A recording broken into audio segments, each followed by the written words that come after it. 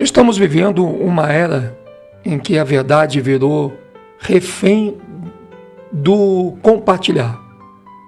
O que mais se espalha nas redes sociais não é conhecimento, é confusão.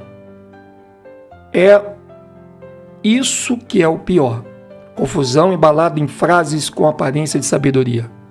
Alguém escreveu um texto com datas, números, nomes antigos, joga umas palavras fortes, como genocídio, império, Constantino e pronto.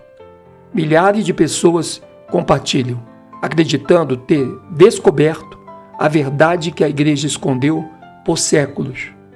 Mas será mesmo? Hoje eu quero que você respire fundo e pense comigo. Quantas dessas publicações que circulam nas redes têm fontes históricas reais? Quantas delas citam nomes de historiadores, obras acadêmicas ou documentos antigos? Pois é, a maioria não passa de uma colagem de boatos que começaram com blogs de teorias conspiratórias nos anos 2000, traduzidos de textos em inglês sem nenhuma base arqueológica ou documental. E pior, agora se transformaram em sabedoria de internet. Entre as mais populares estão a narrativa de que Constantino criou a Igreja Católica em 325 d.C., matou 45 mil cristãos, proibiu a reencarnação e mandou criar a Bíblia. Parece uma história chocante, digna de um filme de conspiração. Mas quando a gente vai atrás dos registros históricos, o que encontra é o contrário. Nada disso tem base documental.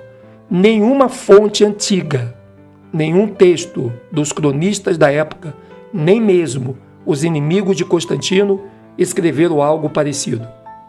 E aí vem a pergunta: por que isso continua se espalhando? Simples. Porque a mentira bem contada é mais emocionante do que a verdade estudada. E no mundo onde as pessoas leem mais manchete do que livros, a emoção vence a razão. Mas aqui, nesta série, nós não vamos alimentar mitos. Vamos fazer o que quase ninguém faz: analisar. E quando a gente analisa com calma, o castelo dessas mentiras desmorona com um sopro de lógica. O perigo das verdades recicladas é um grande problema. Essas histórias sobre Constantino é o que eu chamo de verdade reciclada, uma mentira antiga que volta com roupa nova. Ela surgiu no século XIX, quando grupos anticatólicos queriam desacreditar a igreja, que era o império da época, contra o império monárquico, usando argumentos históricos distorcidos. Depois, na década de 1970, foi reavivada por movimentos esotéricos e livros de autoajuda e espiritualista que misturavam Bíblia, reencarnação e teorias ocultistas. E hoje, com as redes sociais, essa desinformação virou postagem viral. Veja o padrão. O texto cita várias datas: 325, 431, 594, 910, 788, como se houvesse uma linha cronológica impecável. Só que quando você pesquisa cada data em fontes acadêmicas sérias, descobre que os eventos são reais, mas as interpretações são totalmente falsas. Por exemplo, o Concílio de Nicéia realmente aconteceu em 325. Agora, ali não se criou nenhuma igreja. A Igreja Imperial já existia há mais de 250 anos. A Vulgata, traduzida por Jerônimo, não foi feita em 327 e nem por ordem de Constantino, mas décadas depois, entre 382 e 405 d.C., a pedido do Papa Dámaso I. O celibato dos padres não foi imposto em 1079, mas começou como uma tradição gradual, discutida desde o século IV. E a ideia de adorar divindades pagãs dentro da Igreja Imperial é um delírio simbólico, uma interpretação esotérica criada séculos depois, sem base em nenhum documento. Tudo isso é o que chamo de engenharia da mentira. Pegar dados verdadeiros, misturar com ficção e servir como revelação proibida.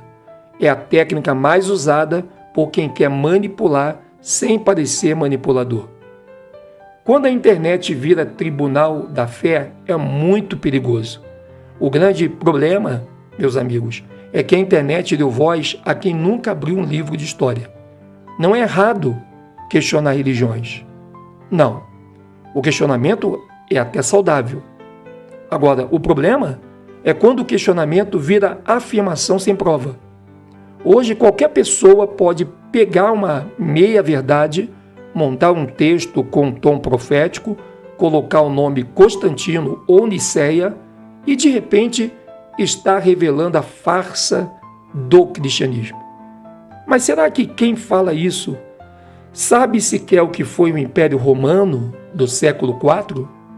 Sabe o que era o arianismo, o que significava dogma, ou o que levou os bispos a se reunirem em Niceia? A resposta é não. Esses textos são construídos para causar impacto emocional, não para esclarecer. E o impacto vem das palavras genocídio, manipulação, invenção, escravidão espiritual. São gatilhos de medo e indignação. Mas, como todo truque, basta acender a luz do conhecimento para ele desaparecer. Para entender o que aconteceu em 325, a gente precisa entender o que existia antes de 325. A igreja não nasceu em Niceia. Ela já estava viva desde o primeiro século como um império, espalhada por toda a região do Mediterrâneo. Existiam comunidades cristãs em Roma, Antioquia, Jerusalém, Alexandria, Éfeso. E todas essas cidades já tinham seus líderes, seus textos e suas tradições. O que Niceia fez foi organizar uma confusão teológica que estava crescendo naquela época, principalmente a respeito de quem era Jesus, criatura ou divindade. Constantino, como imperador, não criou uma nova fé.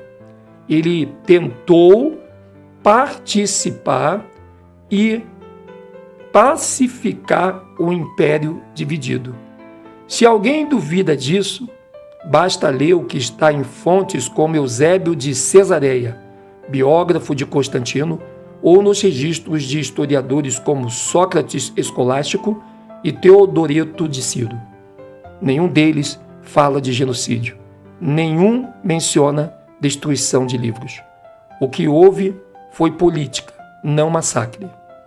Outro ponto que precisa ser desmontado é essa ideia de que Constantino mandou criar a Bíblia.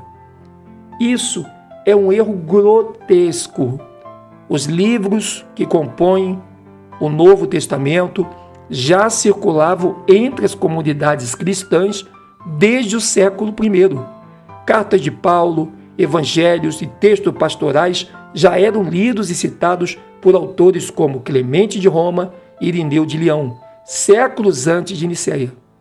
O que houve nos concílios posteriores foi confirmação canônica e não criação. A Bíblia é o resultado de 3 séculos de seleção, discussão e preservação de textos, não uma ordem imperial. A ideia de que Constantino reuniu livros de aldeias e inventou a Bíblia vem de um texto esotérico do século XIX, que nenhum historiador sério considera fonte confiável. Por isso, meus queridos, o que eu quero que você entenda desde o primeiro capítulo é o seguinte: a mentira não é apenas um erro. O que eu quero que você entenda é que ela é uma estratégia. Quanto mais as pessoas acreditam que descobriram a verdade escondida, mais elas se afastam da pesquisa, do estudo e do raciocínio. E é assim que o controle mental realmente acontece, não pelas religiões, mas pelas ideias sem base. Quando alguém diz as religiões foram criadas para manipular o homem, eu respondo, a mentira também foi. E talvez a maior escravidão espiritual do século XXI seja acreditar em tudo que parece revelação. No próximo vídeo, nós vamos viajar para o século IV, para entender quem foi de verdade Constantino o Grande, o homem, o político, o imperador e o personagem que a internet transformou em vilão. E ali você vai ver, com fontes históricas reais, que a história verdadeira é muito mais complexa e muito mais fascinante do que qualquer teoria conspiratória. Eu sou Edson História, esse é o canal Últimos Dias, e nós estamos juntos pela verdade e unidos contra a mentira.